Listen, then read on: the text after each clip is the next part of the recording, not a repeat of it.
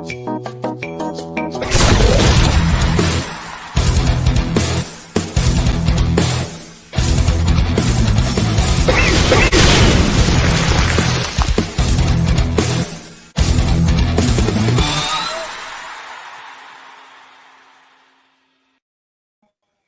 guys, and welcome to another edition of the Pink Sock Podcast. Hi, guys. I'm your host, Mike Usenick. This is our producer and host today, Noami. How you doing, Noami? Okay, how are you doing, Mike? I'm doing great. I'm actually very interested in learning about our next guest, Kenny Dubman. He kind of took a break from music, and I'm kind of interested in seeing what life he took after music and what made him come back to music. So without any further ado, we have Kenny Dubman. Let me ask you before we start, though. Our show is free form. We're not really scripted. We do have notes. Is there a time limit for you? No, there is not. Okay, because I didn't want to get into full-blown conversations and stuff if you have a time limit. Yeah, actually, well, I mean, there is, but it's pretty far off. I have a call at 3:30, so we got an hour and 20. I think that should be well, that should be enough. Most of our episodes go about an hour and a half anyway, so whenever you need to go, just let us know. Right on. So you started guitar lessons. You started your journey at the age of 9, which is a relatively young age. Did you pick it up rather quickly at 9, or did it take you some time? No, actually, I didn't.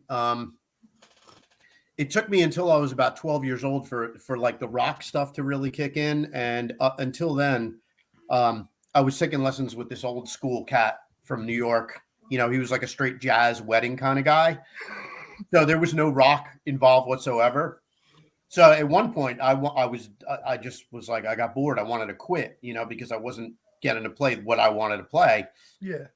And my mom is the one that like really talked me into sticking with it. Like she'd make me sit in the kitchen with her and play my guitar lessons while she made dinner. And, if I had my way, we wouldn't be sitting here having this conversation right now. So you mean to tell me that your grandma was more metal than your wedding singer guitar lesson teacher? Well, it's my mom, not my grandma. Oh, I'm sorry. I thought you said grandma. And yeah, definitely much more metal. I mean, if not at least rock, because it was her Hendrix and Santana albums cranking around my house that originally drew my ears to the guitar. That's why I wanted to start playing when I was 9. Well, Hendrix was arguably like the first ever like metal type guitarist. Anyway, that was before metal was a thing. Yeah. He was so influential on the way that he did solos and stuff that he might as well be considered a metal guitarist. Sure. I'll buy that. So I was looking at your biography, though. You had the band Prophet for a little while. It was a covers band that did the club circuit, but you guys quit doing stuff not long after your 91 album Recycled, right? Well, Prophet started out as a cover band, and once we put our debut album out in 85, then we became an original band, and that's all we did from that point on. Okay. The bio must have been misread or something, but what made you leave music? Well, let me see. After Prophet's last album was 91, and then I went on to do some of my, I started writing and recording on my own, which was kind of like a precursor of what I do now.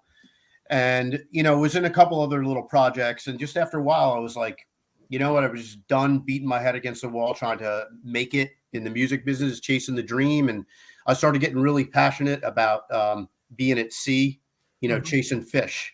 And once I became more passionate about that than making music, I was like, you know what? I'm just kind of done. I've had it. And I went on to eventually get my my captain's license. I started a charter fishing business in 97 and did that full time for like 11 years. Oh, wow. I saw that you were a fisher. I didn't know if that's what you were doing after you left music or not, but that's really cool. Yeah. Well, I didn't completely leave music. I still, I did like little cover gigs and played some weddings and stuff like that, but I didn't write and record and, try to pursue that end of music. You know what I mean? Mm-hmm. My head was out of the creative side, and I was full blown lunatic about being at sea. I mean, we were a really busy boat. I mean, I think our busiest season during May and June in 2006, we did over 100 trips. So you was really good at handling baits then. So you were a master baiter, right? That's the first time I ever heard that, Mike. Probably not. It's probably not. That's an old joke. So It's I good, saw though. when you good. sent me the email, I noticed it says account executive. What is REMN wholesale? We're a mortgage wholesale company, so I'm not writing mortgages for people, but my customers are brokers that do that. I was going to say that's a very hard field to get into if you're a broker and all that shit. So I was wondering if. Yeah, and it's we just entered a super down cycle right now too. So it's almost like not having a job. Yeah, because COVID kind of made a big hit on that, didn't it? No, COVID actually, we were busier than I've ever been during COVID. Oh wow, we were that's good. insanely busy during COVID. Because I've heard some housing markets took a big hit. Well, the problem with the housing market right now is there's no inventory. Oh, okay. There's no inventory and rates went up, so there's no refinances. So as a result, the whole mortgage industry is deader than dead right now. But you know why that's cool? Because I'm putting a new record out, and I'm really not giving a shit about it. I saw that. I'm like, this dude was into mortgage messed up. So he's like, I might as well go to what I'm passionate about too. I go back to music, and we'll talk about that right now, actually. Yeah. In 2013, you discovered the album, The Whip Poor Well by Blackberry Smoke. Are you a fan of that band in its entirety or just that album? That discovering that album made me a fan of the band. And I discovered that record when I was coming out of, I went through some really like pretty dark personal shit in my personal life, divorce and like all kinds of nasty shit that followed. And I was really like, I was building myself back up as a human being at that point when I discovered that record. And I had no idea this band even existed. And I stumbled upon that on YouTube. And I listened to it and I was like, this is like some real down home rock and roll. And I listened to it again and I listened to it again. And it just had this amazing effect on me. Like I said, if there's a band out there that's writing music that's this good and getting, big acceptance, maybe I should think about doing it again myself. So that album was literally the trigger that got me back into writing and recording again. It seems like the old school rock and roll sound is coming back, and that's a good thing. Like with with Blackberry Smoke, you've got Greta Van Fleet, you've got like all these bands. Like they're not mimicking the style of the old music, but like it's bringing back that sound, which is really good for the music industry in its entirety. Agree. And what it is, it never really went away. There's always guys that were playing it and writing it, but just it ducks so far out of the mainstream that the average person might think it went away. But these bands have been drawing crowds, consistently throughout their careers. But the thing is, with the reason why the majority of people don't realize is because the commercial thing, whatever they throw at you on the radio or throw at you commercialize is what most people see. And it's great that kind of rock and roll is making a commercial comeback is what I should have said. Yeah, it is. Yeah. I mean, I guess like I live in New Jersey and this isn't like a really like a rock and roll area of the country as opposed to like southern states and Midwestern states. That's where like the real concentration of rock and roll people are now, I believe. I'm living in Ohio, so I'm near like about 2 hours from the Rock Hall of Fame. So I know exactly what you mean. Yeah. Well, I would think that Ohio is much more dialed in to rock and roll than we are here in the Northeast. What's sad is though, in the area of Ohio that I'm in though, like I'm 2 hours from Cleveland, I'm closer to West Virginia. So like there's a lot of country music fans in the area that I'm in, but they also like rock and roll. So it's kind of like a mixture of both. Yeah. Rock and roll and country have been kind of like crossing lines lately, to more of a degree than ever now. Kind of like Garth Brooks is rock and country. Like there's a lot of country artists that are blending the two and rock artists that are blending the two. Yeah, and let's not forget that all the best guitar players you're going to find playing country. Yeah, that's true. And some of the best drummers too, like Willie Nelson's drummer. I forget his name off the top of my head, but he's a really good drummer. Like I don't know of him, but I'm sure that Willie has nothing but the best guys playing with him. He's had the same lineup for almost 40 years, if I'm not mistaken. Because they're all so high, they don't age. Hey, there's nothing wrong. Nothing at all. Getting a little high. Nothing at all. Are you a cannabis guy? I'll do an edible once in a while, and really like, I'll just laugh so much that I become just this basket case of laughter. And I got to tell you, it's a lot of fun. Isn't it wild how acceptable it is now, like in the eyes of law enforcement in most states now? Well, you know what? Honestly, alcohol has been legal forever, and alcohol is an absolute demon of a Oh, I agree. substance, that's claimed so many lives and, and livelihoods and everything like that. So, I mean, if someone wants to smoke a little weed, I mean, who cares? I'm all for weed legalization. Like I'm right now in the process of getting my medical marijuana card. Like I'm a big advocate towards that. I'm not out fighting the front lines like with picket signs yet, but like it should have been legal years ago. It should have never been illegal in the first place. It's a medicine. And if you want to get a little high, who are you hurting? Nobody.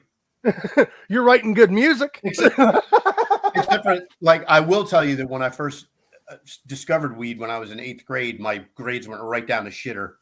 And that was it for me for junior high and high school after that. Well, the weed helped you write the music in your youth, didn't it? I wasn't really writing then. And now, I mean, my best ideas are going to come to me when I'm totally sober. So, for me, if I'm going to do an edible, it's not going to be like sitting around with a guitar. It's going to be out at a concert or a party where I can just, Enjoy really yourself. bounce off the walls and have a great time. Edibles is a different high, though. Edibles is a much different high. It is a different high. I couldn't tell you the last time I actually smoked weed. Well, if I come to New Jersey, we're changing that, bro.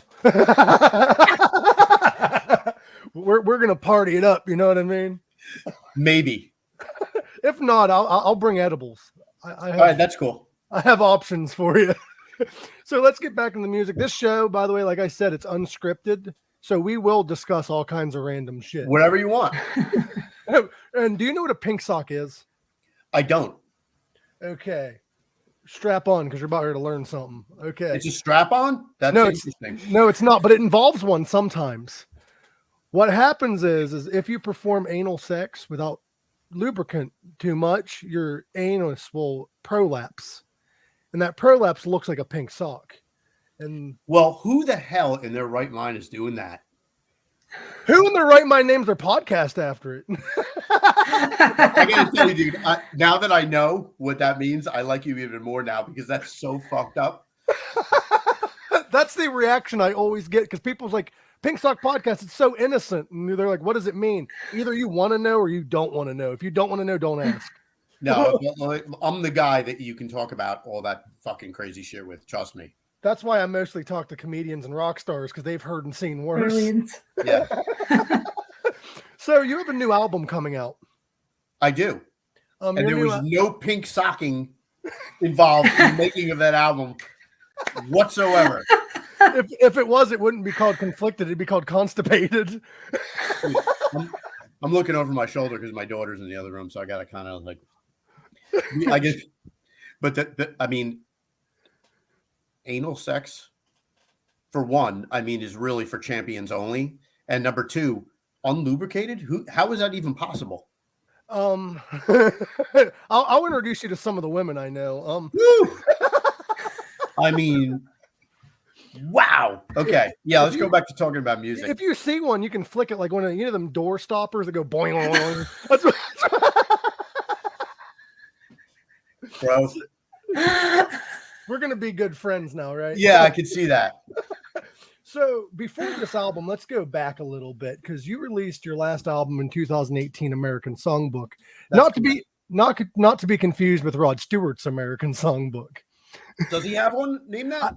I do believe so. His American Songbook, he did like old love songs and shit. Oh yeah. Well, my apologies to Rod then.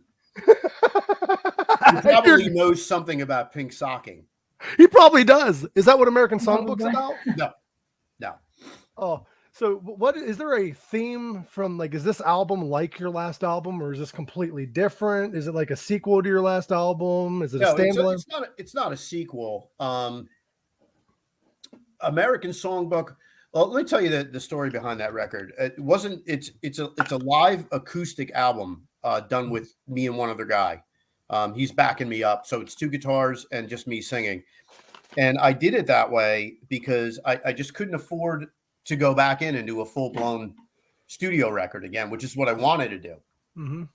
So I really like the tunes on it. I put it out and it kind of came out of the gate and went because nobody really gave a shit about an acoustic record, and I didn't know that then. I figured it would ride on the merits of the songwriting, but come to find out that unless you're like somebody like Pearl Jam, nobody really cares, unless you have like a gazillion fans, and anything you do, they're going to eat up. So it was a lesson learned, and we play those songs live now as full electric, and they sound killer. What you should do, since you should take from the Pearl Jam book, if you're going to release an acoustic album, mumble through the whole song.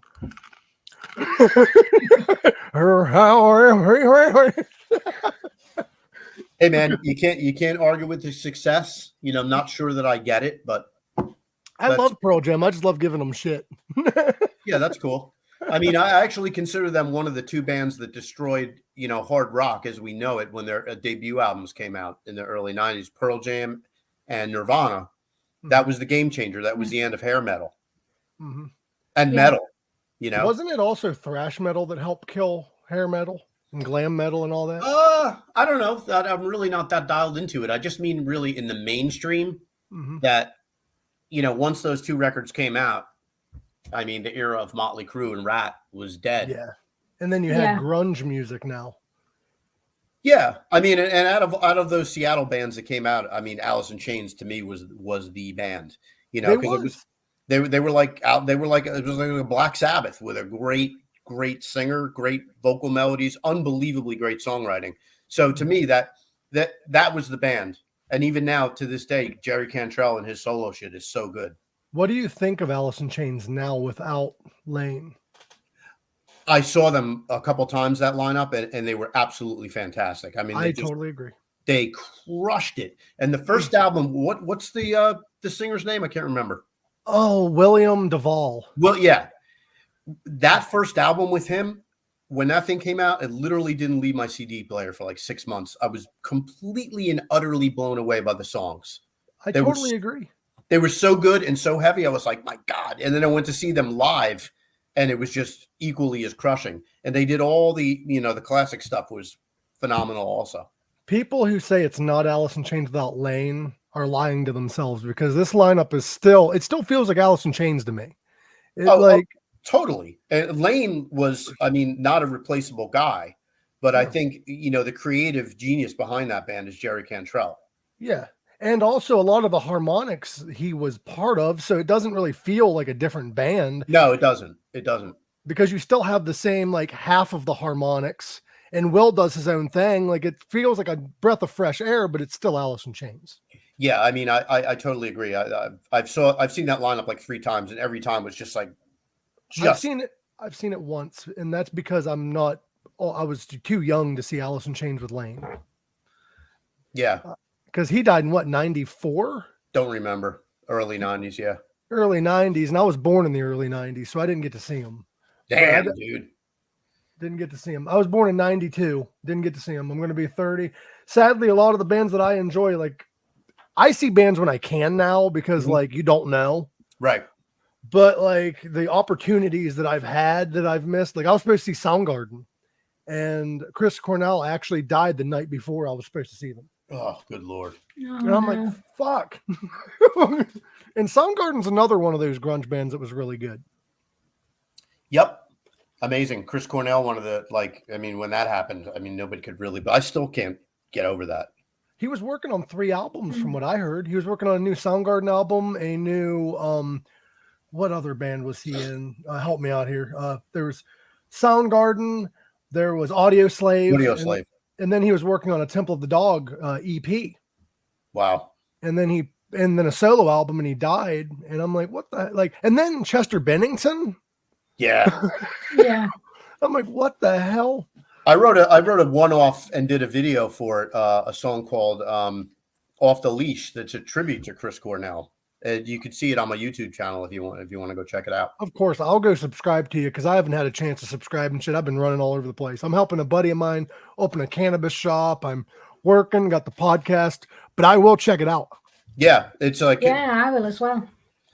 Yeah, you'll dig it. It's really, it started out to be a song just about depression, and he died in the middle of writing that song, and it just I was like, holy shit. Then the song just turned into a whole different thing. Mm-hmm. And being like a person that suffers from mental health myself, when deaths like that happen, like it's bad that the person died, but at least you're getting the, like, people are aware now. Yeah, agree. Like it's awful that you lost on somebody that you enjoyed the music of, but at least we're getting the mental health awareness now. Yeah, it brings it into the spotlight. I've tangled with that dark side myself too. So I suffer from PTSD, so I totally understand. Wow. It's not like severe, it's moderate. Like I can't go like to certain places without like forcing myself to go. I can't get out of bed some days, but like it's not like Vietnam flashbacks, fucking PTSD. It's not that severe. Yeah, listen, I know what it feels like because of a lot of the shit that I went through. What ended up happening to me is I ended up with a form of PTSD from being exposed to trauma and negativity for so long. Your brain starts to reprogram itself and put out the wrong chemical. So I've been there. I get the whole thing.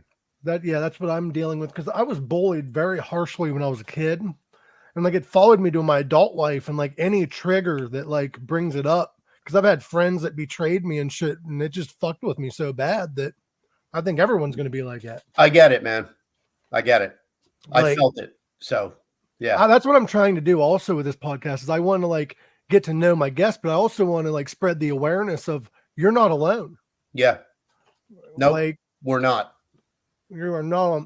You released a new song, or a single, I should say, on January 28th, Old Dog. Old Dog, yes. And that was the first single. Do we still call them singles? I don't know. I don't know if they're still called I still call them singles. When's the EP coming out? now the thing is, you release a few of them before you put your record or your EP out. So it's just like, to string people's, little tiny attention spans that they have now because of social media. You got to give them one little taste and then a little taste, and so they follow the crumb trail. I guess that's the thinking behind it. What a good friend of ours did, Ryan. He released his album, but it wasn't available anywhere but to purchase. But he would release music videos like once a week or once a month, and like release their songs on Spotify and shit, making the people want to buy the album. And then after like, let's say 6 to 7 months, you finally have the whole album on Spotify. Yeah. Like, so, I think I'm going kind of a similar route. I have 2 lyric videos out. Another one's coming out next week. And then in May, we'll do the whole record. Awesome. Yeah. Oh, that's great. So the album's coming out in May, because we have April 29th for the release. But yeah, that was the original, but now we pushed it back to okay. May 17th is now the official full release date. All right. And what are your socials that we can find you at to get an update on all this if anything changes or you see these music videos? Instagram is everything. That's the best place to find out anything. Instagram is just Kenny Dubman. Okay. Kenny Dubman on Instagram, folks. Go check it out. And don't forget to subscribe to the YouTube channel. Don't forget to like all of Kenny's stuff, because this dude, I heard your album because I did get it sent to me from Tom. And I love it, dude. It's an amazing album. I'm so glad, man. Thank you so much. So if anybody listened to some songs of yours and they're really good. Yeah, I appreciate that. I'll be honest, I didn't listen to American Songbook yet, but I was going to listen to your other albums. Like, I didn't really know who you was until Tom sent you to me, and then he sent me the album because I work through Tom George sometimes. He'll help get guests on here, and the album's incredible. Thank you so much. Like, I actually plan on reviewing it on one of our side shows, Pink Sock Reacts, once it actually comes out. Awesome. So if you want to do a second interview, do a part 2 after the album's out. Yeah, I would love to. Of course, I'd love to. So you said you enjoy saltwater fishing, but I also have in the notes that you enjoy shooting at the range, hockey. Yeah. Yep. Is hockey the only sport you enjoy, or do you dabble in other sports? No, really like all sport. I'm just not a big basketball fan. I mean, I love baseball. I'm a New York Mets fan. But hockey is by far my favorite sport. I'm a New York Rangers fan. We just got clinched a playoff berth, so it's a very exciting season. See, I love hearing people talk about sports, but I'll be honest, I don't know what the hell you're talking about, because I'm not much of a sports guy. I've been wanting to learn it, but when I was growing up, football wasn't for me, baseball wasn't for me. I watched professional wrestling. And that's kind of I know I get the laughs like that from all sports fans. I know it's not a sport. It's Hey, staged. look, man, it's pure entertainment, and I'm not smiling to downgrade I professional know. by any means. No, the thing is though about wrestling that gets a bad rap is yes, they know who's going to win, but it's still a sport. It's still very hard to do. Oh yeah, of Like, course. I've been in one of those rings. That's not something I want to do for a living. No, I don't ever want to do it. But like the life expectancy for some of those guys is nuts. Yeah, well, they just get the living shit beat out of them. I mean, body's not meant to take that repeatedly. You know what I mean? No. And what's crazy is I watched, wrestling companies are getting desperate because I watched WrestleMania recently, and they had Johnny Knoxville of Jackass in a match. They had Stone Cold Steve Austin come out of retirement with knee braces on. Now he did good, but I'm like, what about the new guys? What about the up and coming stars? I don't know. I don't know. I guess they're doing whatever they got to do to boost ratings. Because all the legends at the pay-per-views won. Like the way wrestling's supposed to work is the legends are supposed to lose to make the guy look good. And I'm like, you're not doing that. Like, I don't know. So who are your influences when it comes to music? Let's get back to music. All right. Well, I'm a child of the 70s. I grew up on, everything from Rush to Pink Floyd to Black Sabbath, Peter Frampton, Kiss. I mean, the 70s were such a cool era because there were so many different styles. How about Iron Maiden? Iron Maiden was never, I love Iron Maiden, but that wasn't part of my formative years. The Iron Maiden of my formative years was Black Sabbath. Okay. But yeah, don't forget, I'm a little bit older than you, a lot older. So I know, but I just got to thinking Maiden wasn't even the 70s. They were the 80s. Yeah, 80s, totally. yeah. So yeah, I'm formed by 70s rock. Led Zeppelin, Kiss, Kiss Alive 1 was a huge record for me. Then as we moved into the 80s, there were a lot of bands that I really dug. A lot of insane guitar playing came out in the 80s. Of course, you had Van Halen came out in 78. And then you had bands like, Rat and Dokken with insanely good guitar players all through the 80s. And then Twisted Sister played on the same circuit as Prophet, like back in the early 80s. And they were a fun band to go see, but I would never consider them a musical influence. I was just wondering if they're a band that you listened to.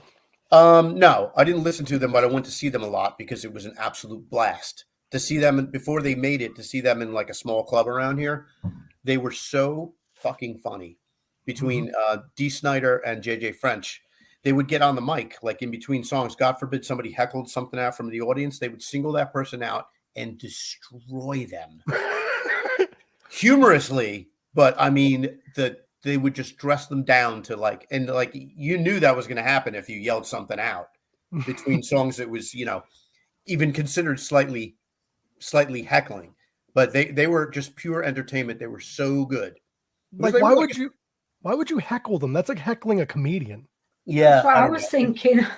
It's worse than it because they came out at you way worse than any comedian ever would. I mean, they were brutal, those guys, and they were so quick-witted and so sharp-tongued that they would just destroy people. And meanwhile, the whole audience is like, it was so funny. So with the Twisted Sister, though, like back in the day, there was a bit of a dispute about what they were. Twisted Sister told everybody that they are a metal and rock band, but commercialization companies was calling them a glam metal and hair metal band. I suppose that's splitting hairs. They were a hard rock band. That's what I thought. They were just a hard rock band that happened to wear makeup and have long hair. Yeah, and they went for an ultra, like a shocking look. Obviously, it was part of their thing. But end of the day, they're just a hard rock band. That's what I was thinking. I'm like, they're nothing like a glam or hair metal band. It's just they based it on their look. Yeah. Yep. That's like saying Kiss is a black metal band. They're my favorite black metal band. You know that, Kenny? I didn't know that. And what exactly is black metal? Is black metal like Norwegian death metal? Is that a part of that whole thing? It started in I think Norway with the band Mayhem. They're a very satanic black metal band. They sing and they have like the guitar riffs and shit. Like they're very aiming towards being evil. Have you seen those bands that have the all white makeup with the black lines on it and shit? I really haven't. There's nobody that's further away from really the mainstream than me, so I don't know what's going on out there. I have my little stuff that I like to listen to, and well, black metal is not necessarily mainstream. It's more so mainstream in like amongst metal crowds. They're famous for that type of music I just said, and they also wear all white makeup, kind of like Kiss, all white makeup with like black lines and shit on it. hey, more power to them, man. And I I mean, go through all that trouble, get that shit all over your clothes. That's fine with me. that's what I never understood about bands that wear that much makeup. Like you got to put that on every night before you go on stage. Yeah, you do. And that could take hours. Agree. So have you ever got to see Blackberry Smoke? The band Many times, yes. Did you tell them that they got you back into music? I actually have become friendly with Charlie, and we talk. And yeah, he knows that whole story. That's awesome, dude. Yeah, he's a That's good great. dude, man. I mean, he knows that the songs that he wrote are directly are the reason that I'm back, like writing and recording my own stuff right now. And he's always been very gracious about it. He's a super cool guy, just a really nice, humble guy. I know you mentioned Black Sabbath to being one of your influences. What was your thoughts on when Sabbath got rid of Ozzy and brought in other singers? Did you enjoy the Tony Martin era? Did you enjoy the Dio era? Or are you strictly an Ozzy Osbourne guy? I'm not strictly an Ozzy Osbourne guy. When they brought in Dio and did Heaven and Hell, that album was, how earth-shattering that was. Mm-hmm. I mean, injecting him with the other guys and the songwriting is insane. Every song on that record is mind-blowing. The production is incredible. So it wasn't so much like, stepping away from tradition by not having Ozzy. It became a new thing. Yeah, it evolved. It was just a different band at that point. And I thought it was stunningly good. Do you think they should have changed their name like they did later in the 2000s, earlier than they did? Or do you think it was all right keeping the Sabbath name? No, I think it was fine because it was still 3 out of the 4 guys, and you don't change the name of a band because, one member departs. Yeah, Pink Floyd has how many members that have come in and out of that band, and they're still Pink Floyd. Pink Floyd is a sensitive topic for me because Pink Floyd stopped being Pink Floyd as soon as Roger Waters left. I agree. They released like 3 albums without him, and it was just David Gilmour's solo project. That's all it is, and that's what it sounds like. I mean, Roger Waters was hugely influential with song arrangement, songwriting, and as soon as you take him out, you have David Gilmour solo, and it's fine. But to me, that stuff is just very meandering and feels like it wanders with no direction. Whereas even the last album with Roger Waters, which was the Final Cut. Actually, wasn't The Wall his last official album? No, it was the Final Cut. Okay. Final Cut is very geopolitical, very, very much so. And you could tell like Roger Waters just was becoming like overbearing with what he wanted to say. Mm-hmm. But it's still a Pink Floyd album. It still sounds like Floyd. I mean, the guitar solos are, all the arrangements are more concise and to the point, and it sounds like Floyd to me. Because it's Roger Waters.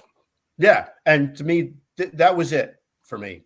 What confuses me is Pink Floyd just announced they reunited for a song for Ukraine, but like you have the keyboardist is dead. He's one of the main songwriters of the band anyway. Roger Waters is the other main songwriter, and he's not in the band. It's only Nick Mason and David Gilmour. Oh, there's no Roger Waters in that project? Nope. It's Pink Floyd reuniting. The singer of it's some random Ukrainian singer. Well, yeah, I suppose they can do whatever they want, but I'm not really buying it. Yeah, it doesn't make sense to me, though. If I'm not mistaken, wasn't Roger Waters an original in Floyd and David Gilmour came in after Sid left? That's correct. And Roger Waters was always the primary songwriter. So how are you going to have Pink Floyd if you're just going to have the replacement guy being Pink Floyd?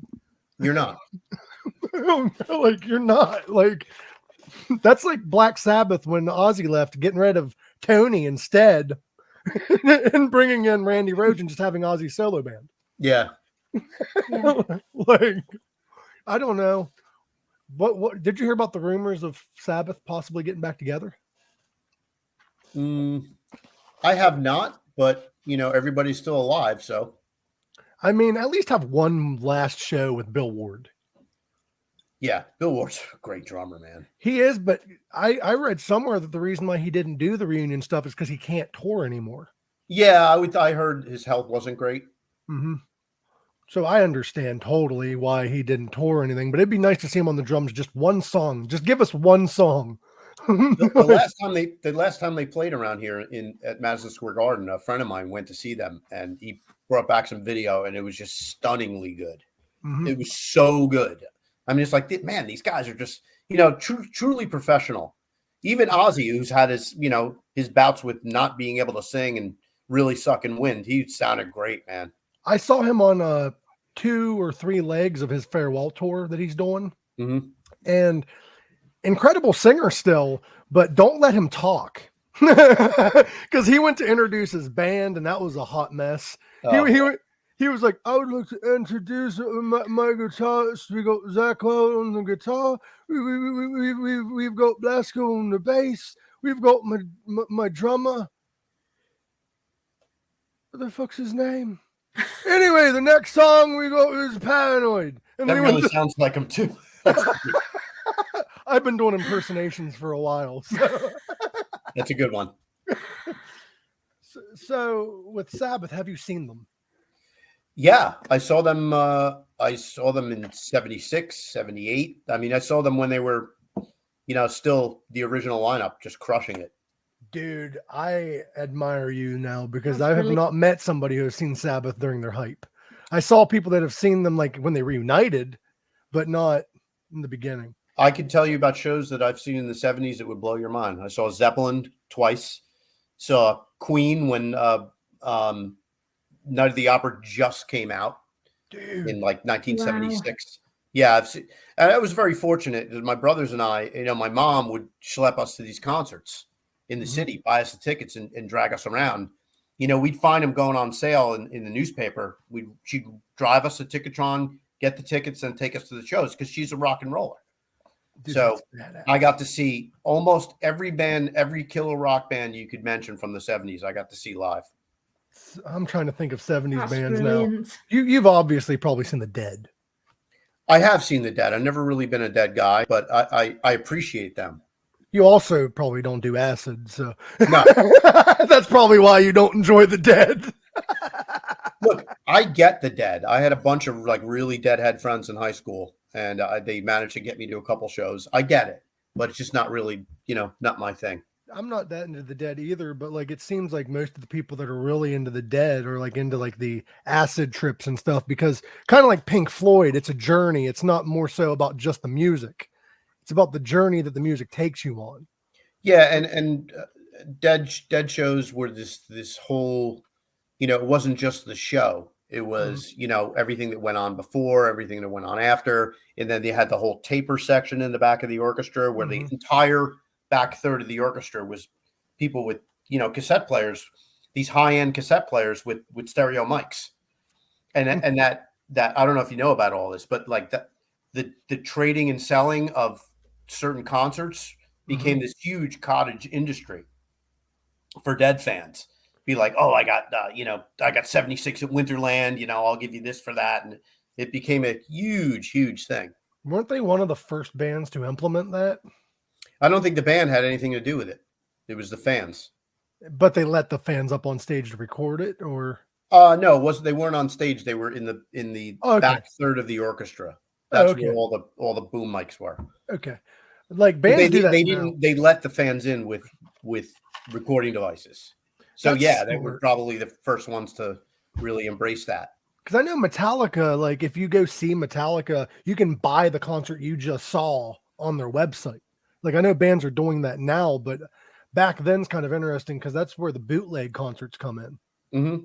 And for those of you that don't know what a cassette tape is, it's this little tape that you would put inside of a cassette player and it'd play music. And you couldn't skip tracks. You had to rewind or fast forward and guess. Just fucking. Yeah. Is there anyone out there that really doesn't know what a cassette tape is? I find that hard to believe. I don't know. I mean, if you're like 18, 19, 20, you might not know. Oh, my kids know what cassette tapes are. Yeah, that's because you educated them. But some of I these have, kids yeah. don't have parents that's like, hey, hell, kids know what vinyls are now because they're at the store again. Yeah. Yep. Vinyl made a huge, and CDs Yeah. are making a comeback now too. CDs Yeah. are making a comeback. I saw that the 8-tracks might start making a comeback. Damn. That's really archaic.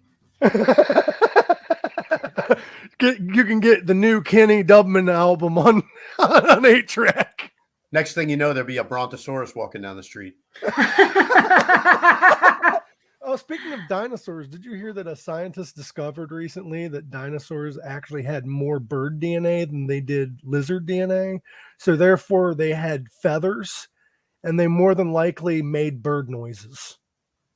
Well, I know about the whole bird, being more related to birds than reptiles. So that doesn't surprise me at all. How weird would it be? You see like a friggin' what is that? The what's the name of it? I'm sorry. There's dinosaurs that's in Jurassic Park that's running through that T-Rex. building. The little one. Little velociraptors. Yeah. I read somewhere that actually the scaling for that actually isn't a velociraptor. They're much smaller Mhm. and they look like roosters. Yeah, except that they had Yeah. vicious teeth and claws. Could you imagine chasing you? Now the T-Rex, though, they said had feathers and looked like a bird, but it didn't like yell out like in the movie. It had a lower belly growl like a crocodile. Yeah, probably pretty terrifying.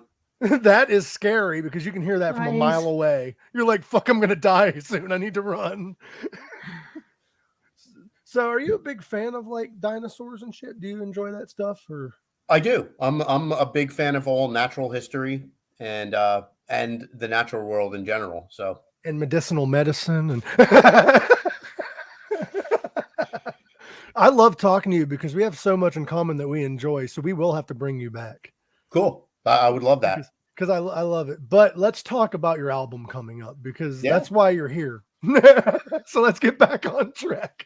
Your new album, tell us a little bit about it. Is there a theme on each song? Is each song a different theme of your life?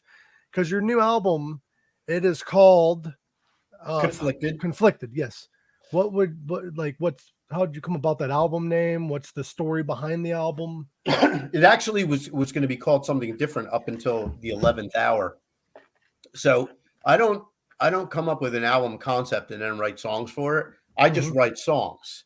Okay. And when it comes time to do a new record, I just cull the ones that I think that I call my favorite ones out of them. Mhm. You know what I mean? And that was tough to do with Conflicted because I had so many. I mean, I could have easily done a double album plus with the songs that I had. And that, it's like the songs become like your kids and you really love them and you don't want to leave any out. But, there's only so much time and energy and money to make a record. So you kind of have to cap it at 12 songs. So when I gathered these songs, there was no real theme running through the songwriting because they had all been written. The last track on the record was written like during the recording, and there's probably songs that are 2 years old as well on this record. So I'm picking from a time span of over 2 years of writing. So as far as being any theme, there isn't, but I think they all work together in the fact that the theme that runs through the whole record is human emotion and how it drives our behavior for better or worse as a species. That's what I was wondering because I noticed there was somewhat of a theme when I was listening to the album because it was all had to deal with like human emotions and mental health and all of that. So that's what I was kind of wondering. So that's why I ended up going with the title Conflicted because, so many of us, trying to fit into the modern world is seemingly harder and harder for people because it's a crazy tough place and social media has not helped that in any way. It's made it a lot more difficult. It isolates people. It makes people like look at other people's lives and, think that like, wow, that what they're doing is so great. But those people are just putting a show on social media, making it appear that way. So, there's a lot of fucked up shit going on in this world right now. And if you back away from that, you sort of get your sense of self and well-being back, I think. Yeah. So, I mean, if you take a song like Cruelest of Them All, it's the concept of that song is that human beings are innately unkind and need to learn to be kind. You know, we're just animals.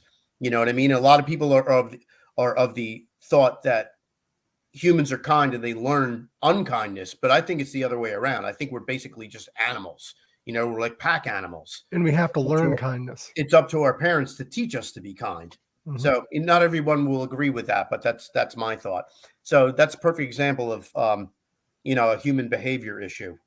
I thought the album title came because you were conflicted about the title of the album.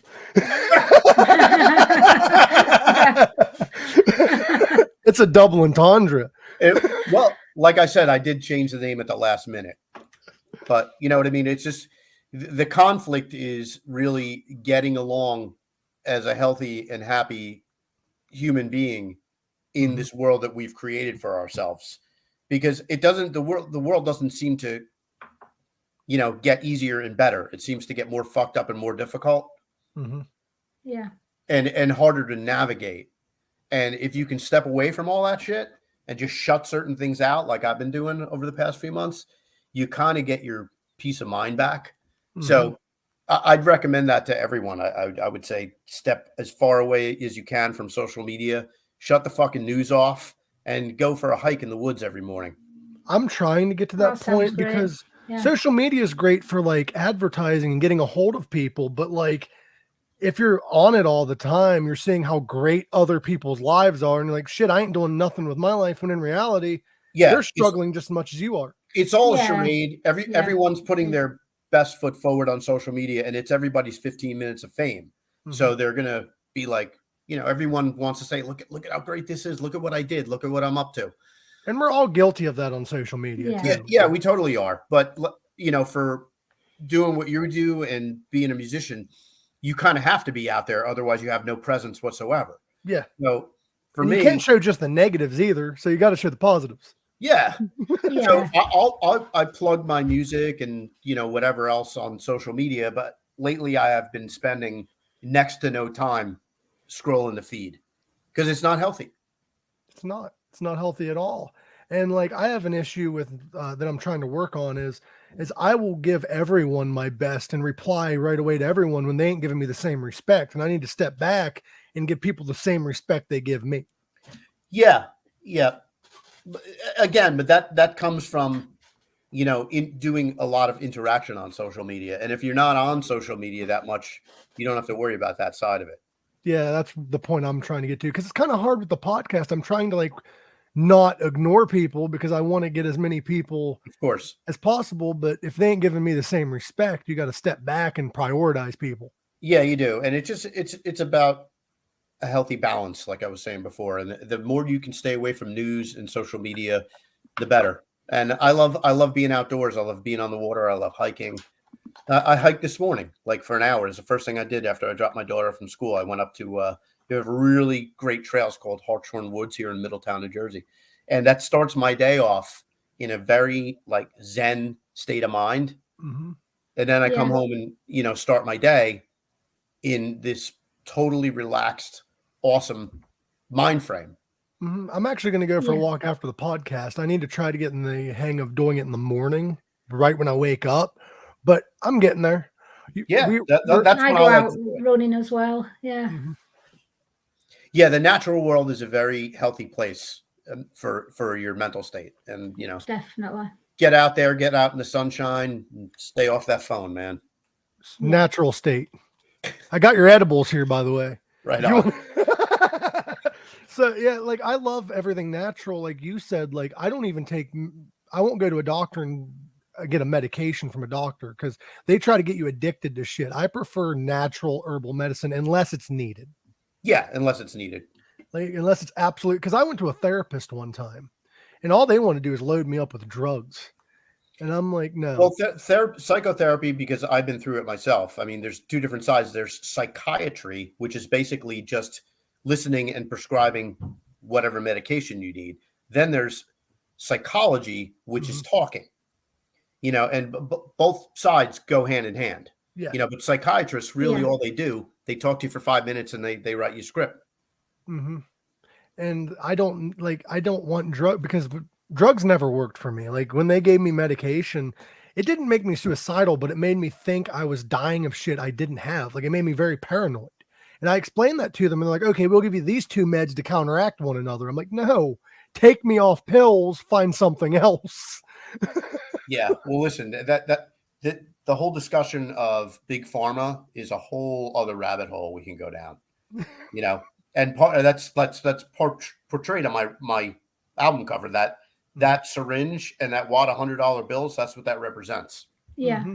Big pharma is an issue. And actually I'm glad though, because I'm about ready to talk to a therapist. I'm pretty much going to be a medical marijuana patient. I'm glad that we're at that stage where like, hey, if it doesn't work for you, we can give you natural medicine. Mm-hmm. I'm glad that we're not at that place anymore where they load you up with like Xanax and shit in hopes that it makes you a zombie enough to function but not have the problems. Yeah, well, you have to find the right doctors too that believe in holistic treatments. Mm-hmm. There's more now than there ever has been from what I've seen anyway. Totally, and that's a great thing. Mm-hmm. Because holistic medicine's the best way to go in my opinion, because all the things to help us is given to us by Earth. Like why can't we just have the Earth? Why does it have to be illegal? Well, modern man has created modern man's problems. True. True. That's 100% true. Kenny Dubman for president. I'm a deep thinker. Kenny Dubman for president. Look at this.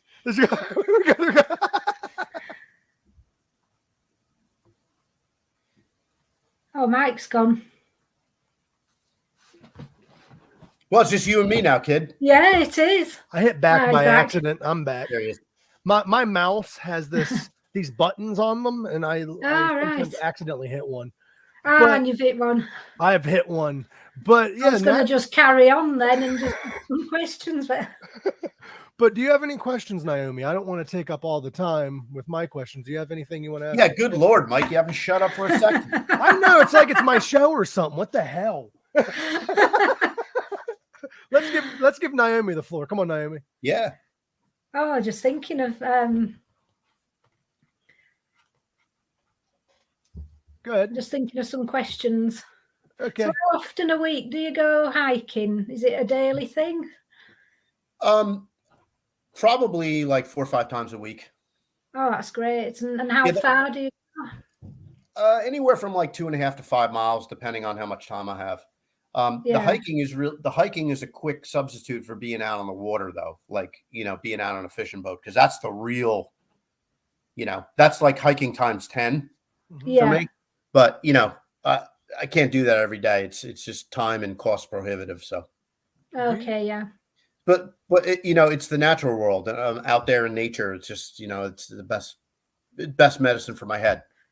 Yeah. I agree. True. Yeah. That's true. Yeah. But the hike I can go do in an hour and then, go to work or whatever I need to do. Yeah. How do you balance that in your music? Just do it, man. I just do it. I try to just, it's hard. I have a day job. I'm a single parent to a teenage girl. I have her full time. Mm-hmm. But it can be done. You just have to be a good scheduler. That's all. Yeah. I need to work on that. I'm awful at scheduling. I'm awful. I'm going to have to do that soon as well. I'm going back to work full time. There you go. See, I've always been a little bit of like an organizational lunatic, even as a kid, Mm-hmm. So it just, when it came to time to scheduling, a day with a lot of things I can get done that I need to do, I can do it. Yeah. Mm-hmm. See, scheduling is hard for anyone though, if that's not something they're used to. You know what I mean? Like if it's something, I guess it comes naturally to some people and not to others. Like anything. And for the people that are not good at it, my advice is get a piece of paper and a pencil and write down what you have to do. And as you do them, you check them off. Yeah. I find that works for me. Yeah. Lists are great. Lists keep you together. Yeah. I'll have to do that. It's like a to-do list. I do it. So here's one right here. Dude, that's beautiful. I need to start doing that. But the thing is I would make to-do lists and then I'd have bad mental health days. So once I get on the medication therapist thing, I'm sure that I'll be fine. Yeah.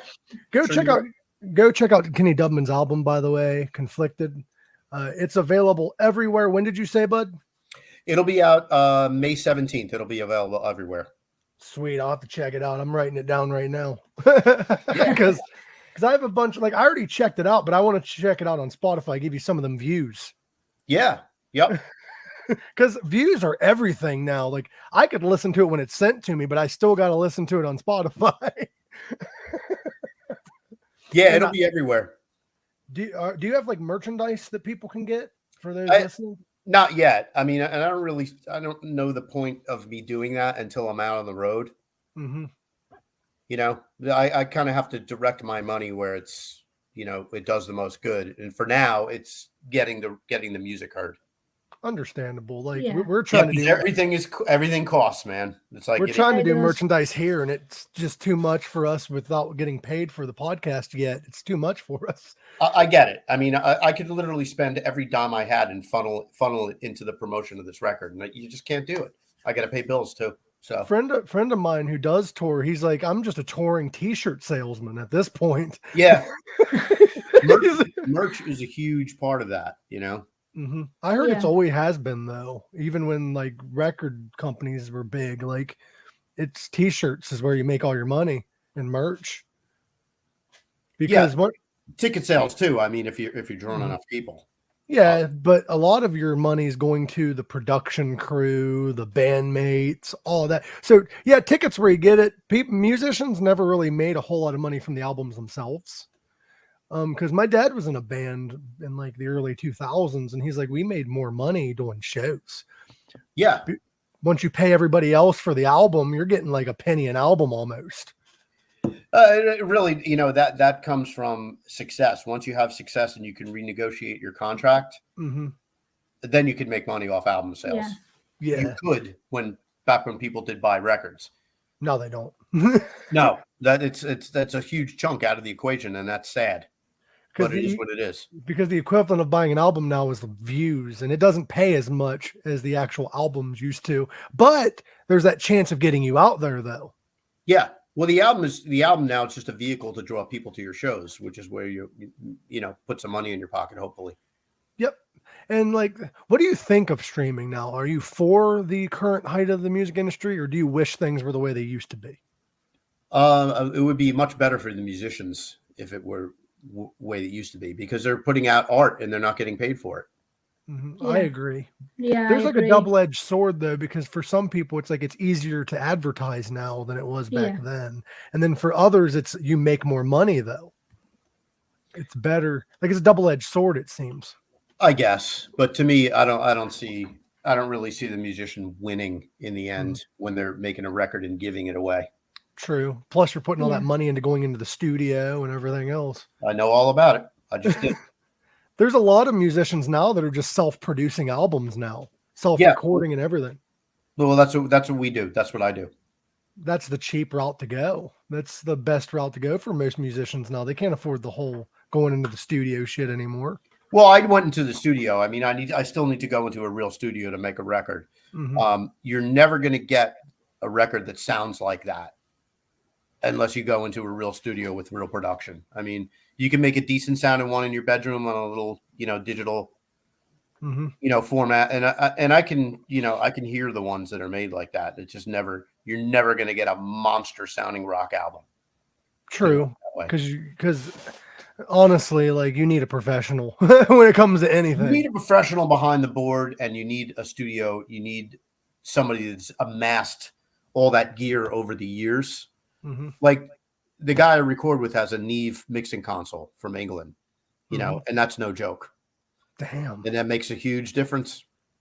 He's got all the latest plugins, all the best effects, and he's got a set of ears that are just, listen to the record, man. You can hear it. The production, I think, came out really, really bombastically huge on this one. I couldn't be happier with it. When I was listening to it, I haven't compared it to your other albums, but when I listened to it, I noticed there's really good sound quality, and it's a really good album overall, musically and everything. Thank you kindly. Put a lot of work into it. And I hope it pays off for you. Thank you. I hope it does No as problem. well. Even if it doesn't, you're more than welcome to come back on the show. I'll definitely come back on the show. You can come on my pink sock anytime.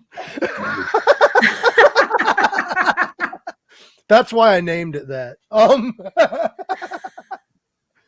Would you like a shirt that says "Thank you for coming on my pink sock"? I would. Okay, because we're working on them. I'm going to send them out to some people that's been on the show. I don't know when it's going to be, but I'll wear it proudly. so go ahead and self-promote yourself because we're reaching the hour point. I know you said hour and 20, so Yeah. So self-promote. The best way to find out what's going on with me is my website, simply kennydubman.com, or Instagram. Instagram, I'm always putting shit up. Anything that the latest is going on with this record will be Instagram, which is simply Kenny Dubman. and that's your link, kennydubman.com. And That's the website, and on Instagram, it's just a little @ Kenny Dubman. okay. I'm on Facebook too for anybody that's like 90 or older. no, for anybody that's living in the early 2000s, he's also on MySpace.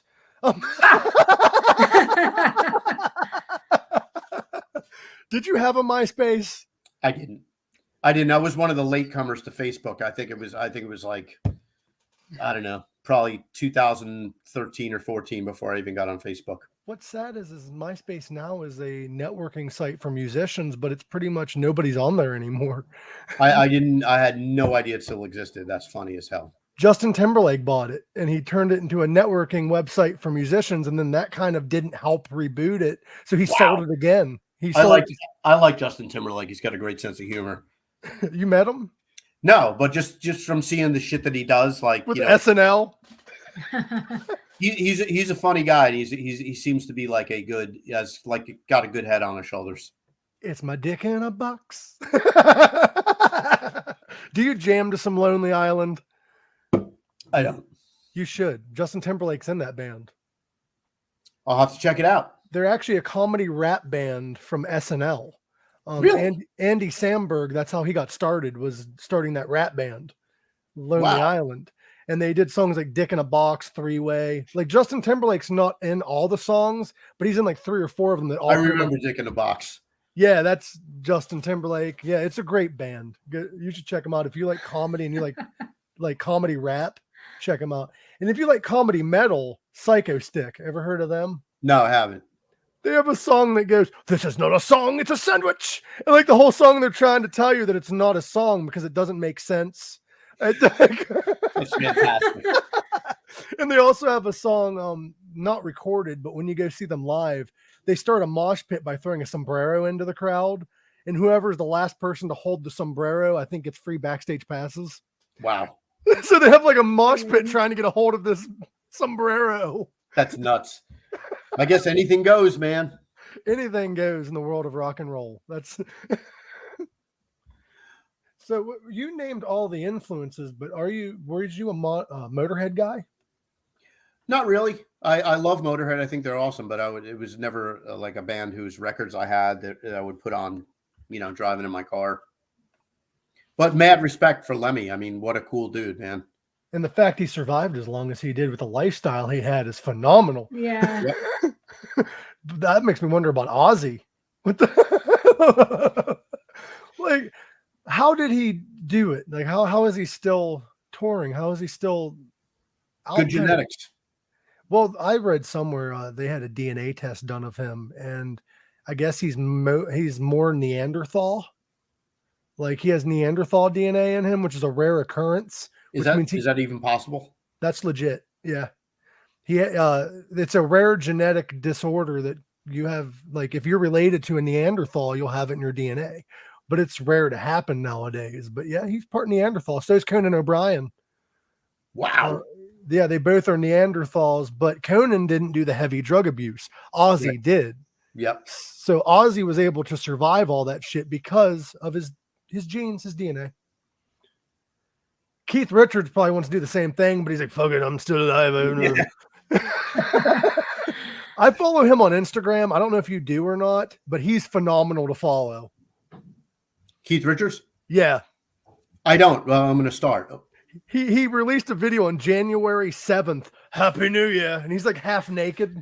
He's like, I'd like to wish everybody a happy new year, smoking a cigarette. And then on his birthday, he's like, everybody's wishing me happy birthday. I wish you all the same. like, brilliant. like the dude is still like getting fucked up and making Instagram posts at like 70 something years old. God bless him. That's But excellent. I'm going to let you go because I know you got stuff to do in the next 10 minutes or so. Yeah, actually got to take a break before my next call. So yeah, man.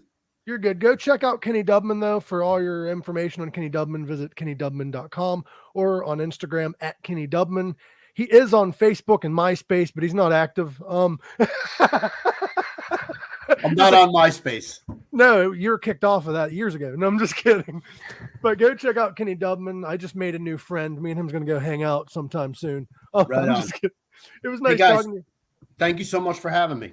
No problem, buddy. Thanks for being a guest on the show. Anytime. We pleasure. love having people to talk to. Yeah. You guys got to get out more. Yeah, I know, right?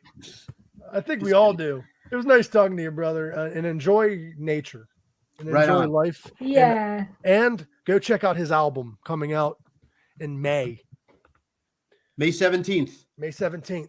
I'll see you guys soon. I'll see you soon. Yeah, And remember, absolutely. everyone, live long.